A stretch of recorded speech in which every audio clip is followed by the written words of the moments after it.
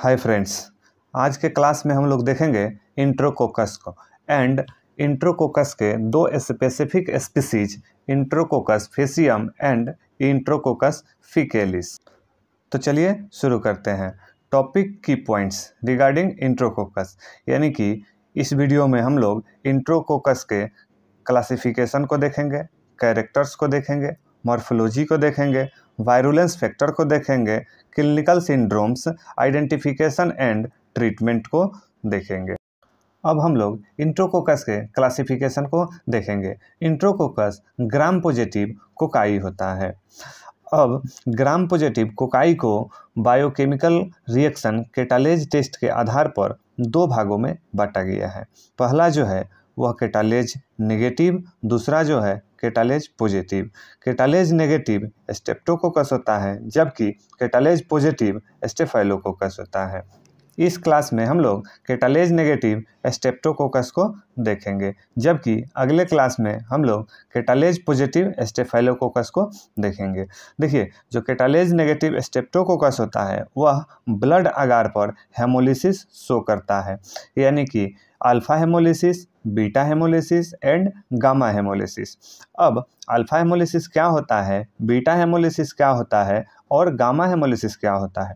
देखिए, जो alpha haemolysis होता है वह partially break down haemoglobin on blood agar, यानी कि जब ब्लड अगार पर हेमोग्लोबिन का पार्शियली ब्रेक डाउन होता है तो उसको अल्फा हेमोलिसिस कहते हैं, जबकि beta haemolysis complete break down haemoglobin on blood agar, यानी कि वैसा बैक्टीरिया जो ब्लड अगार पर कंप्लीट ब्रेक डाउन करता है हेमोग्लोबिन को, उसको बीटा हेमोलिसिस कहते हैं। जबकि गामा हेमोलिसिस में no break down of haemoglobin on blood agar, यानी कि ब्लड अगार पर कोई हेमोग्लोबिन का ब्रेक डाउन नहीं होता है।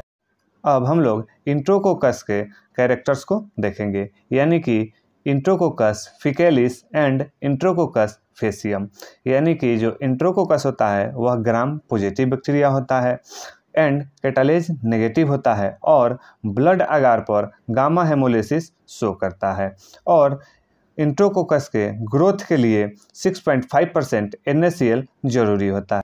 यह लेंसिफाइड ग्रुप डी स्ट्रेप्टोकोकस के अंतर्गत आता है। और जो इंट्रोकोकस होता है वह ग्राम्स स्टेन में diplococci in chain like arrangement में दिखता है।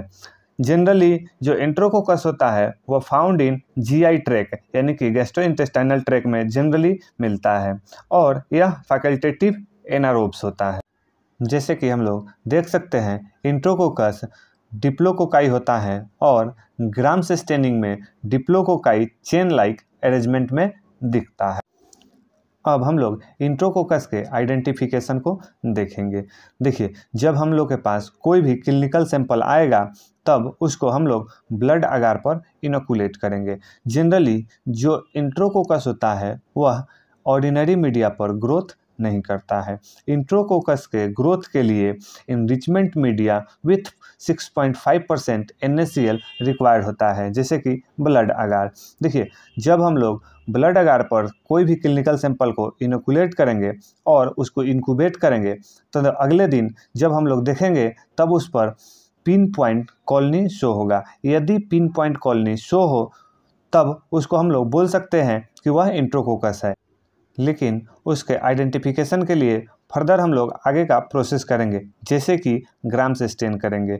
उस पिन पॉइंट कॉलोनी से ग्राम्स स्टेन करेंगे। जब ग्राम्स स्टेन को माइक्रोस्कोप में हम लोग देखेंगे तब हम लोग को grams positive diplococci chain like arrangement हम लोग को दिखेगा। फिर भी हम लोग कंफर्म करने के लिए उसको बायोकेमिकल टेस्ट करेंगे। उस पिन पॉइंट कॉलोनी से कैटालेज टेस्ट करेंगे। जब कैटालेज नेगेटिव हो तब उसको हम ये बोल सकते हैं कि वह स्ट्रेप्टोकोकस है। जैसे कि हम लोग प्रीवियस स्लाइड में देखे थे कि कैटालेज नेगेटिव स्ट्रेप्टोकोकस होता है और उसमें भी alpha haemolysis, beta haemolysis and gamma haemolysis हम लोग देखे थे। तो इस ब्लड अगार पर हम लोग देखेंगे कि वह गामा हेमोलिसिस शो कर रहा है कि नहीं। यदि गामा हेमोलिसिस शो होगा तब उस पिन पॉइंट कॉलोनी से बाइल स्कुलिन टेस्ट हम लोग लगाएंगे। अगले दिन जब आकर के हम लोग देखेंगे तो उसमें बाइल स्कूलिन टेस्ट पॉजिटिव देगा। यदि पॉजिटिव शो करेगा तब वह इंट्रोकोकस होगा, यदि वह नेगेटिव शो करता है तब उसको हम लोग नॉन इंट्रोकोकस बोलते हैं। देखिए, अब इंट्रोकोकस को फर्दर आइडेंटिफिकेशन के लिए उसका पाइरुवेट फर्मेंटेशन टेस्ट करते हैं। यदि पाइरुवेट फर्मेंटेशन टेस्ट पॉजिटिव होता है तब वह इंट्रोकोकस फिकेलिस होता है, जबकि अगर वह pyruvate fermentation test negative show करता है तब वह इंट्रोकोकस फेसियम होता है। हम लोग अगले वीडियो में देखेंगे कि कैटालेज टेस्ट कैसे करते हैं, बाइल स्कूलिन टेस्ट कैसे करते हैं, पाइरुवेट फर्मेंटेशन टेस्ट कैसे लगाते हैं।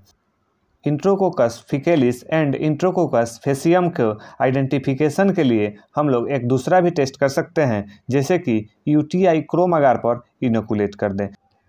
जब इंट्रोकोकस के कॉलोनी को यूटीआई क्रोम अगार पर इनोकुलेट करते हैं तब यदि कॉलोनी कलर ग्रीनिश ब्लू हो तब वह इंट्रोकोकस फिकेलिस होता है, जबकि वाइटिश कॉलोनी शो करे तब वह इंट्रोकोकस फेसियम होता है।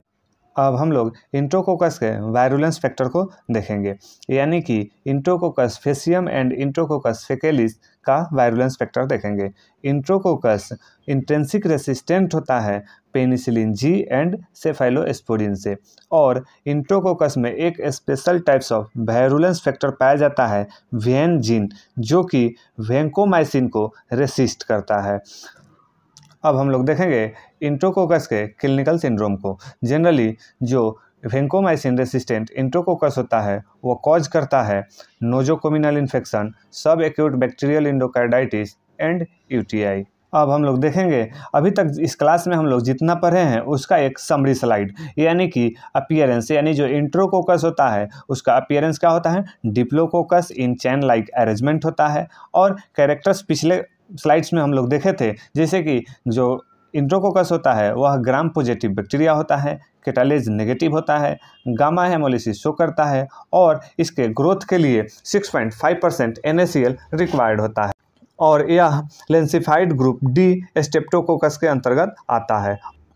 और इसका हम लोग वायरुलेंस फैक्टर भी देखे थे, जिसमें कि पेनिसिलिन जी एंड सेफाइलोस्पोरिन से रेसिस्ट करता है। और एक और स्पेशल टाइप ऑफ जीन पाया जाता है जो कि वेन जीन, जो कि कॉज करता है VRE, यानी कि वेंकोमाइसिन रेसिस्टेंट इंट्रोकोकस।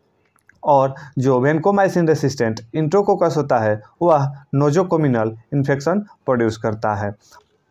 अब इसका treatment in case of VRE यानी कि वेंकोमाइसिन रेसिस्टेंट इंट्रोकोकस, उसमें जनरली लाइनाजोलिड एंड डेप्टोमाइसिन से ट्रीटमेंट किया जाता है। और in case of non VRE जिसमें कि एम्पिसिलिन एंड वेंकोमाइसिन से ट्रीटमेंट किया जाता है। तो आज के क्लास में इतना ही, फिर मिलेंगे हम लोग अगले क्लास में एक न्यू टॉपिक के साथ। तब तक के लिए धन्यवाद।